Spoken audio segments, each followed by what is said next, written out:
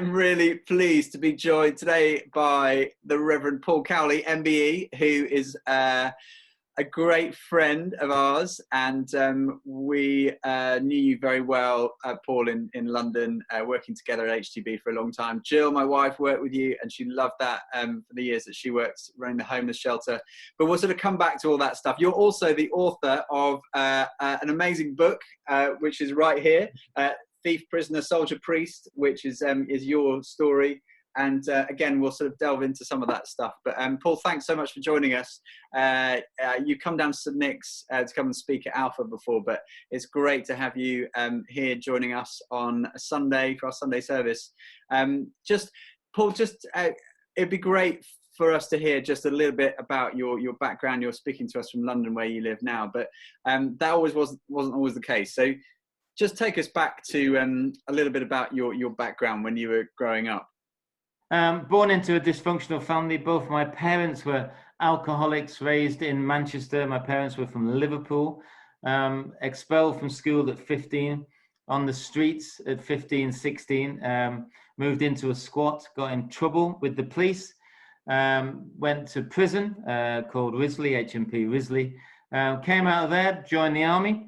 Spent the next 17 years nearly in the military.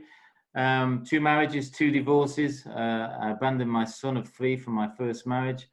And a man of bad character, let's put it that way. So almost an alcoholic like my parents, no faith at all. And at the age of 40, a couple of things happened. I met someone, an ex-army colleague who'd become a Christian, and he introduced me to God in a pretty weird way. And then I did an Alpha course, and I found faith. And from that, oh dear, what happened then? I just fell in love with my girlfriend. We got married. We've been together for 34 years. I've got my son back in my life. I'm ordained, and that happened, priest in the Church of England. And I work now with people like myself, really, those who are just a bit lost in a hopeless situation, marginalized, and need God. Tell us what happened on your faith, because you didn't come from a Christian background. No, my parents were both non-believers. The whole Cowley family, background-wise, had nothing to do with God. So, you know, you're born into what you're born into. So I was a non-believer, a person of non-faith. And then I got invited by it was Amanda's brother, James, who invited me to do an Alpha course, whatever that was. And I strolled up to Holy Trinity Brompton, looked at this course. It was free. You got some food. It was about God. I wanted to find out what Eric was into. And I did the Alpha course. And it was on there. To me, the most amazing part was the group. The talks were great. Nikki was giving talks. But the group was such a sort of, I wasn't very social. I was pretty grumpy. I was pretty sort of standoffish and actually scared of relationships. And it was that group that just loved me unconditionally. And it was that actually that made me go back every week, because they were just interesting characters. And, I was probably the worst out of all of them, but they never said anything about that at all. And it's a question that I regularly ask people. What difference did Jesus make to your life? I don't even know how to start to answer that question, Toby. One of the things that he gave me was hope. There's a bit in Proverbs that says, hope deferred makes the heart sick. And I was really sick. I looked good. I was, in uniform, good soldier, could play the game, could make acquaintances, play around. But inside, my heart was really sick because I had no hope. I was in a hopeless situation.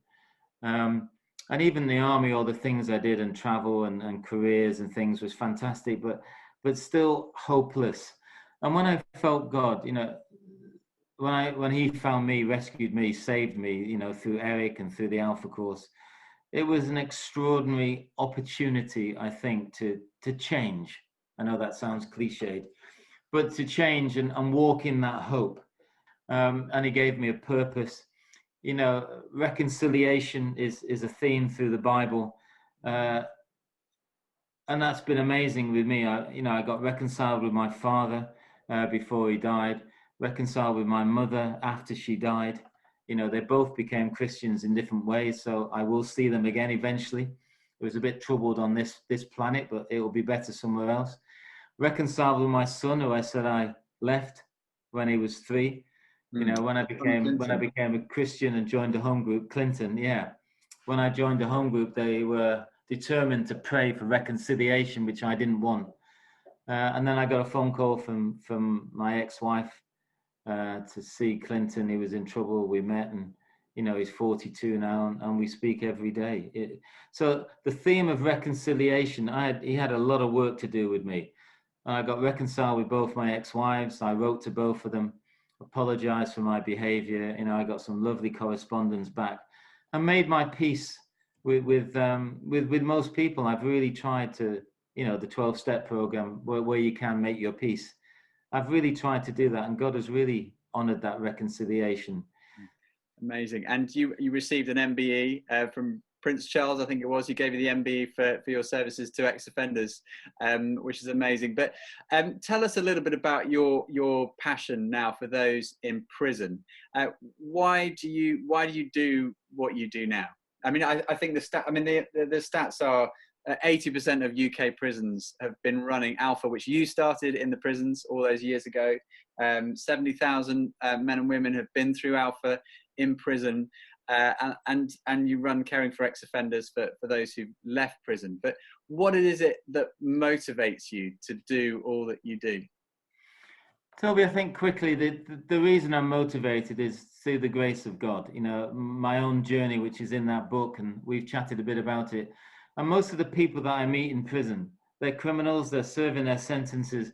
But when you unpack their life story, most of the time, predictably, there's a lack of hope. And there's a lack of sort of purpose and ambition. And the reason I'm passionate about men and women in prison is just to give them the opportunity to maybe step up off where they are, just to see if God exists with the Alpha course, just to explore him, experience it, and just see if he can change their lives, which I know he can, but you've got to find out that bit yourself. So the aftercare of men and women coming out of prison is really important, reducing reoffending rates and just giving people hope. You know, a piece of scripture again in Matthew 25 says, you know, I was hungry, I was sick, I was lonely, I was naked, and I was in prison, and you helped me. So that's what I want to do, really, based on my own background.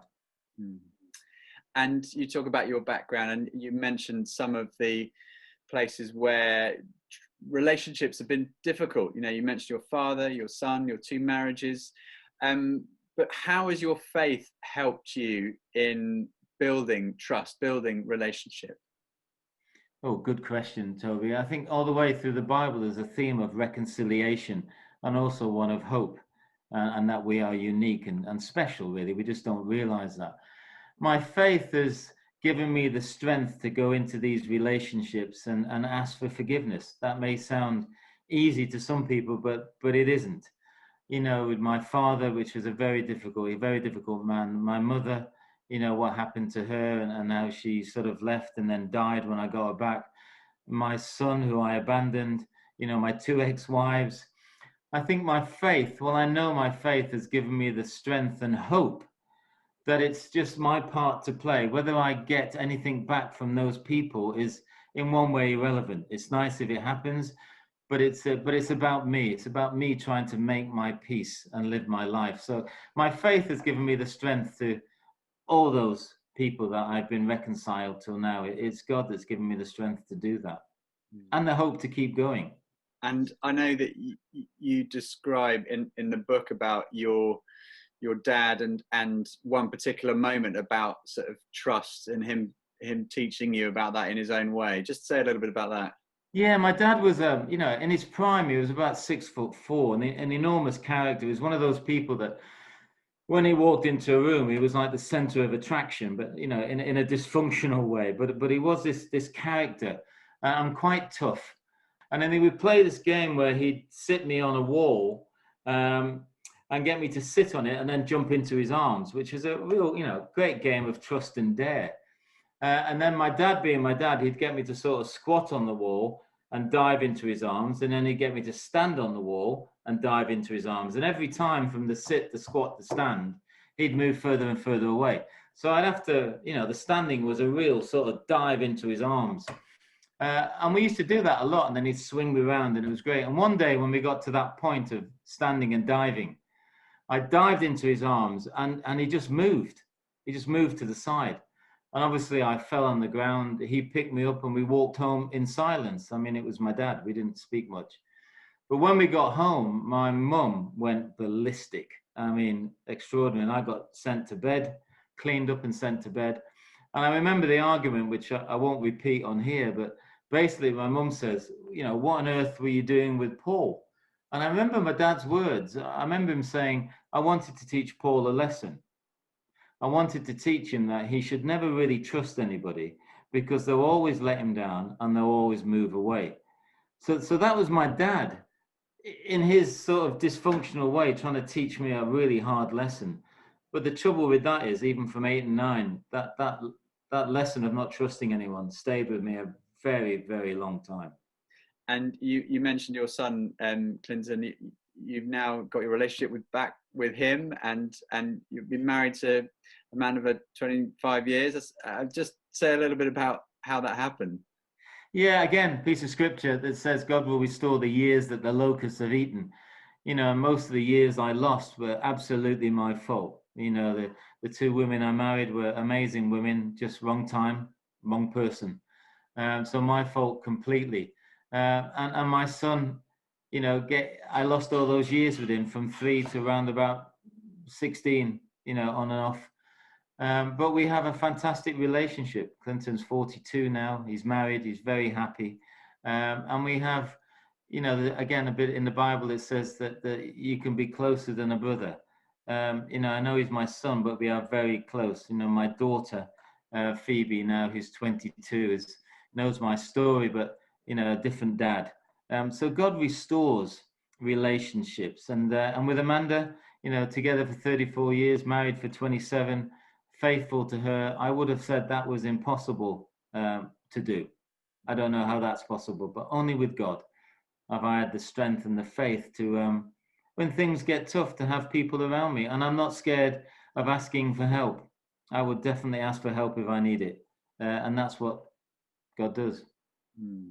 And your book, I think you've been able to now distribute it in some of the prisons, which is really exciting.